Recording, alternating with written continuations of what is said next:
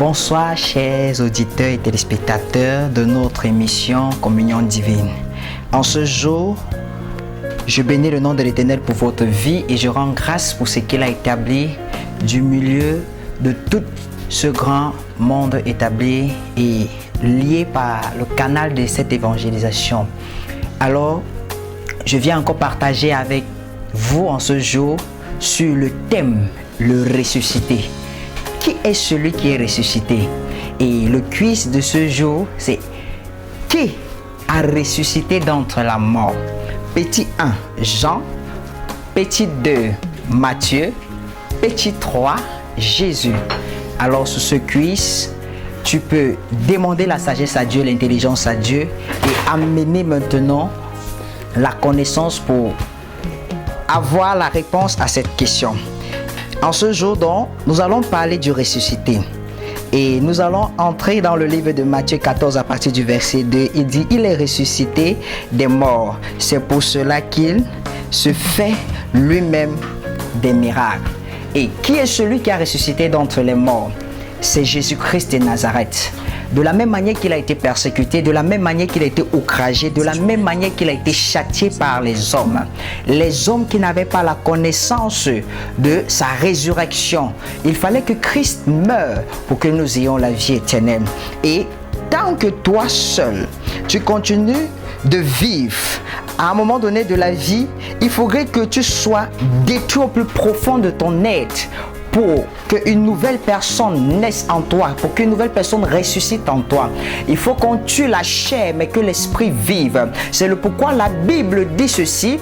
Lorsque Satan est venu vers le Seigneur, accuser Job, il dit, si tu enlèves de Job la grâce qui lui a été donnée, je suis sûr et certain que celui-ci va te régner. Mais Dieu a dit ceci, je te donne cette permission, Satan, de toucher à la vie de Job, mais je t'interdis de toucher à l'âme de Job. D'une manière ou d'une autre, Job était déjà mort, Job était déjà fini, mais il a résurrecté grâce à la persévérance, grâce à la croyance, grâce à tout ce qui a été établi par sa foi qui lui a donné de renaître à nouveau.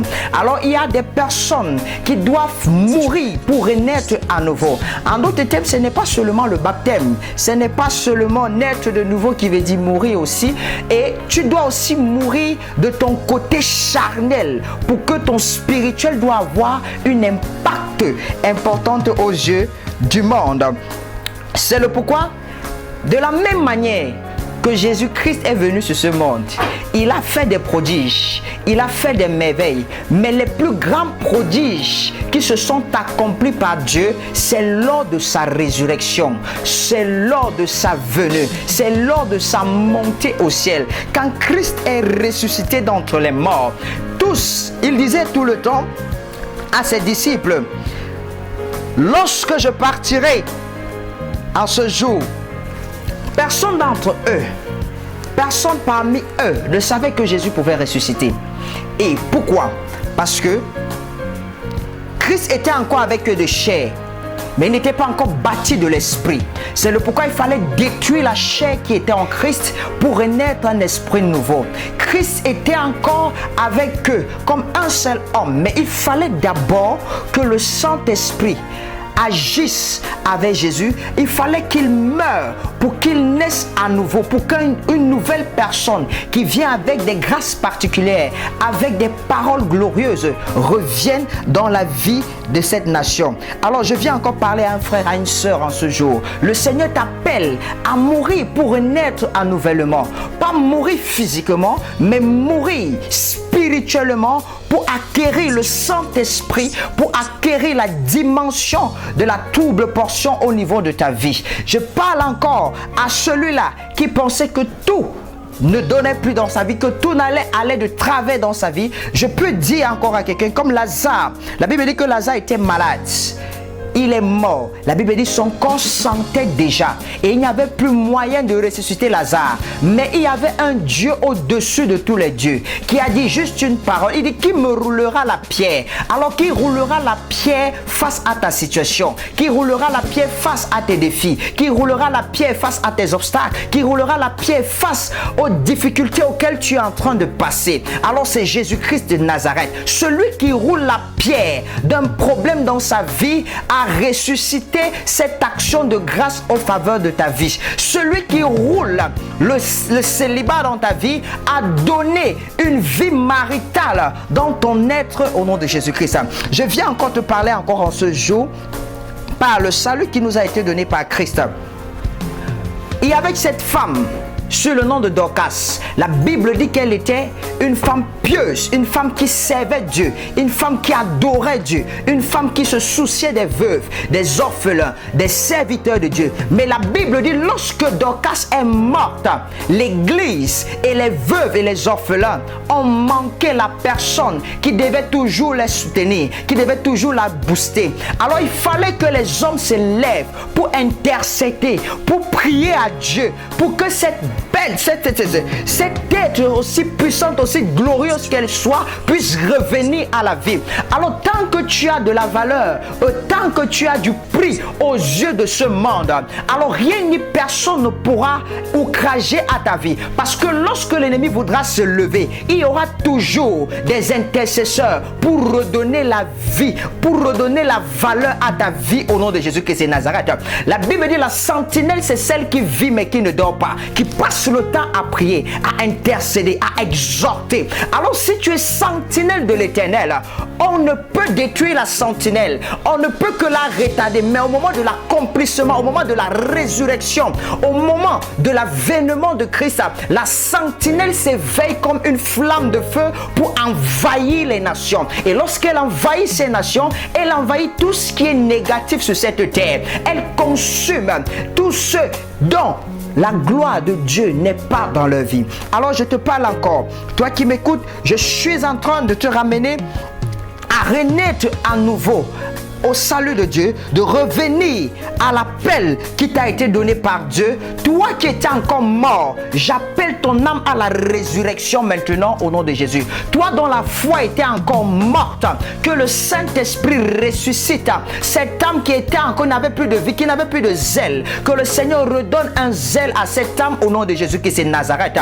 Que le sépulcre qui était fermé à ta vie, qui parle d'un sépulcre fermé, parle d'une destinée fermée, parle d'une étoile fermée, parle d'une grâce fermée. Alors tant que la pierre n'est pas roulée pour qu'une vie soit ressuscitée, ta vie restera et demeurera toujours fermée. Alors tu as besoin que Christ te visite, tu as besoin que le Saint-Esprit t'anime, tu as besoin que les anges de l'Éternel viennent pour rouler la pierre sur ta vie, viennent pour enlever les fardeaux, le masque, l'apparence spirituelle ou satanique qu'on t'avait imposé. Toi qui marchais encore avec le voile, le masque de nuit, toi qui vivais encore les couches de nuit, alors que la main du Saint-Esprit vient ôter la mort physique ou spirituelle dans ta vie et redonne encore une vie nouvelle. Que ta vie ressuscite, que ton étoile ressuscite, que tes affaires ressuscitent, que ton emploi ressuscite, que ton mariage ressuscite, que le fruit de tes entrailles ressuscite maintenant en ce jour.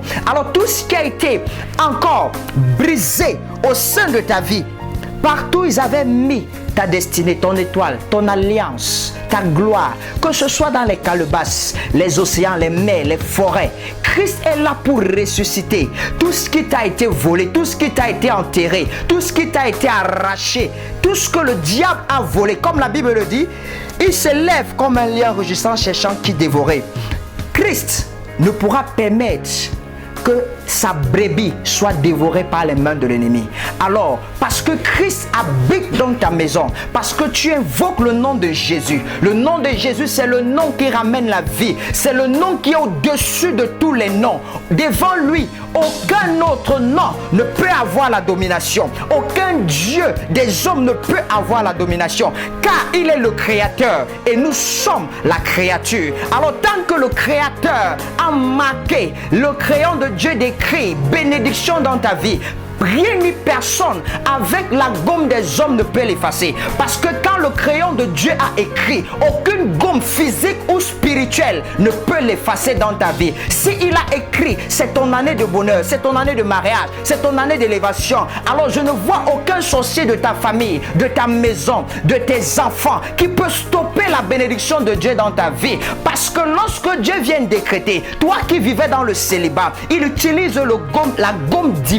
Il utilise encore la gomme qui a été donnée, mandatée depuis le haut des cieux. Il efface la stérilité, il efface le célibat, il efface la pauvreté, il efface encore la possession sur ta vie. Tu peux être possédé par les membres de ta famille, par ton père, par une entité spirituelle. Mais quand Christ vient habiter en toi, il ressuscite cette personne glorieuse qui était déjà morte. De la même manière qu'il a ressuscité Lazare, de la même manière il a dit, déliez-le et donnez-lui à manger. Alors celui qui a été lié, celui qui a été attaché, celui qui a été mandaté comme moyen de captivité pour le monde des ténèbres, il n'avait ni eau, ni à manger. Alors quand Christ sort du milieu de la captivité, quand il te sort du milieu de la mort précoce, quand il te sort du milieu des accidents précoces, il te donne, il t'approvisionne, il te nourrit, il te rebâtit, il te réforme, il t'établit, il t'élève et il te positionne à la gloire de son Saint-Nom. Il a ramassé David de la poussière pour faire asseoir parmi les grands. Tout le monde pouvait dire, celui-ci n'a pas de destinée, n'a pas de vie, n'a pas de valeur, il ne vaut rien parce que sa vie était morte. De la même manière qu'on l'a jeté dans les champs, sa vie était déjà morte. Il fallait que David ressuscite. Alors pour ressusciter, il y a des épreuves qui t'amènent à vivre l'onction du surnaturel. Il y a des épreuves qui t'amènent à vivre la résurrection parce que Jésus-Christ passait par une épreuve, celle de passer par Ponce Pilate, celle de passer par les fouets, celle de passer par les humiliations, celle de passer par le rejet, celle de passer par le mépris. Alors il a donné à son Père de le ressusciter d'entre les morts. Il lui a donné à son Père de donner à son Fils le nom au-dessus de tous les noms qui est Jésus-Christ de Nazareth. Le nom qui surpasse le nom des marabouts, le nom des sorciers, le nom des charlatans. C'est Christ celui-là qui s'est donné en sacrifice pour nos vies, pour que nous soyons sauvés, pour que nous soyons libérés, pour que nous soyons encadrés, pour que nous ayons à ne plus souffrir sur cette terre, sur ce monde, qu'il a donné son Fils bien-aimé, qu'il a donné son Fils bien-aimé, afin que quand vienne la résurrection,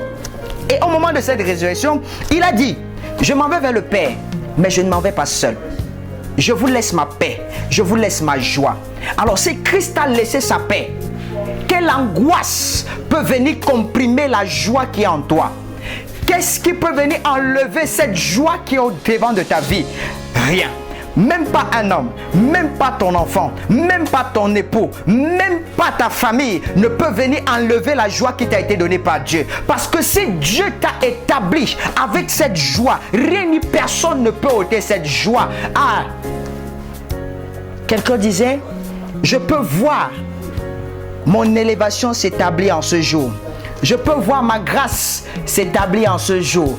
Je peux voir ma paix s'établir en ce jour. Parce que quiconque s'est levé sur ta vie et qui a dit, ta vie n'a plus de valeur, qui a dit, aujourd'hui nous te mettons dans un cercueil, aujourd'hui nous te mettons dans un bocal, aujourd'hui nous te mettons dans une calebasse, tu n'auras plus de valeur, ta vie n'aura plus de valeur, ta vie ne donnera, tu ne produiras plus rien de ce qui est merveilleux sur cette terre. Alors je viens t'annoncer, toi qui étais encore enfermé dans un sépulcre, toi qui étais encore enfermé dans un tombeau, toi qui étais encore enfermé dans un cimetière, toi qui étais encore enfermé dans une calebasse, dans une mamie, dans un miroir spirituel, parce que Christ a ressuscité d'entre les morts et la pierre s'est roulée, alors que toute forme de mort qui t'a été mandatée soit brisée au nom de Jésus-Christ de Nazareth. Toute forme de cadenas physique ou spirituel, calebasse ou miroir satanique soit brisée au devant de la résurrection de ta bénédiction au nom de Jésus-Christ de Nazareth. Car Christ a donné la vie pour que nous n'avons plus à souffrir. Il dit, je brise les actes, les ordonnances dont les actes nous condamnaient. Alors toute alliance qui a été dessinée sur ta vie, que le Saint d'Israël commence à briser ça maintenant au nom de Jésus-Christ. Que le Saint d'Israël commence à briser les actes de mariage satanique, les actes de mariage spirituel, les actes de mariage, les pactes qui a été tissé dans ta famille, dans ta maison. Que le Saint d'Israël brise ces alliances maintenant au nom de Jésus-Christ de Nazareth. Que le roi de gloire, celui-là qui a brisé tous les actes qui nous condamnaient, qu'elle soit rompue du milieu de ton existence au nom de Jésus-Christ de Nazareth. Je peux voir une famille restaurée de toute mauvaise alliance qui a été tissée depuis la génération de vos pères jusqu'à cette génération présente, que toute alliance négative qui parlait contre vos vies, toute alliance satanique qui parlait contre vos vies, toute alliance diabolique qui parlait contre vos vies, que cela prenne fin maintenant même au nom de Jésus-Christ de Nazareth. Tout mauvais cordon ombilical qui t'était lié, qui t'empêchait de progresser, qui t'empêchait d'avancer, qui t'empêchait de te lever, que le Saint-Esprit commence à ôter et couper ce lien négatif maintenant sur ta vie au nom de Jésus-Christ de Nazareth. Je te bénis, toi qui m'écoutes encore en ce jour. Je te rends grâce, je te suis infiniment reconnaissant, Seigneur, parce que tu es le Dieu de la résurrection. Tu es celui-là qui dit et la chose s'accomplit. Tu ordonnes et la chose prend vie. Oui, Saint-Esprit de Dieu, ordonne maintenant, Père, la résurrection de mon emploi, la résurrection de ma sagesse, la résurrection de mon mariage, la résurrection du fruit des entrailles, la résurrection de mon voyage, la résurrection de mes finances, la résurrection de mes projets, et qu'elle prenne vie maintenant même au nom de Jésus-Christ de Nazareth.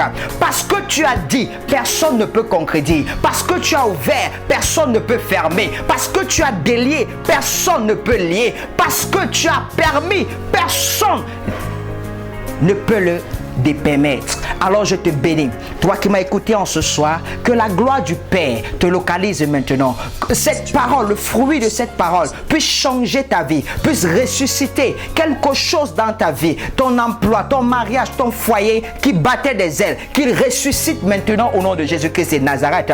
Que le Seigneur ramène ce qui était encore perdu dans ta vie au nom de Jésus-Christ de Nazareth. Je te rends grâce, je te suis, Père, infiniment reconnaissant pour une vie que tu sauves, pour une vie que tu enlèves de l'obscurité et tu ramènes à la lumière, pour une vie que tu rachètes, pour un cadenas qui a été brisé, pour une calebasse qui a été brisée et que des destinées soient libérées. Je te bénis, Seigneur, pour tout ce que tu établis et accomplis dans la vie de tes enfants encore en ce moment même. Je te bénis pour tous ceux-là qui m'écoutent et qui me reçoivent en ce jour. Oui, Seigneur, tu as dit, si tu crois, tu verras la gloire de Dieu. Nous croyons et nous savons que la gloire de Dieu s'est établie et accomplie dans nos vies, dans le nom puissant de Jésus-Christ de Nazareth que nous t'avons ainsi prié.